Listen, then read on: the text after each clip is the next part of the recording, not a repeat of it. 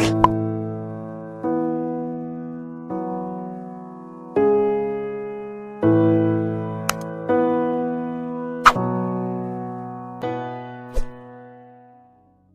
वालेकुम viewers, welcome to name centre.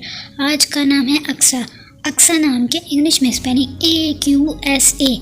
Aqsa नाम का शुमार लड़कियों के नामों में होता है। अक्सा मस्जिद का नाम है और अक्सा नाम का मतलब इंतहा, बाईद और किनारा है। अक्सा नाम में 4 हरूफ और 1 लफ्ज़ है। अक्सा नाम की इब्तदाई तारीख अरबी ज़ुबान से निकलती है। अक्सा नाम का मज़हब मुस्लिम है और अक्सा नाम के अफराद के लिए खुशकिस्मत नंबर 3 माना जाता है। अक्सा नाम का बुर्ज हमल और सितारे का नाम मुरीख है। अक्सा नाम के अफराद के लिए बेहतरीन वक़्त 7 AM से 9 AM तक है। अक्सा नाम के अफराद के लिए बेहतरीन फूलों में सूरजमुखी का फूल शामिल है।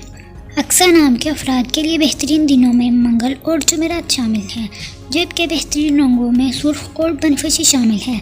अक्सा नाम के अफराद के लिए बेहतरीन पत्थरों में रूबी पत्थर शामिल है, जबकि खुशकिस्मती वाली धातु में हिंसों के हिसाब से तांबा और लोहा शामिल है।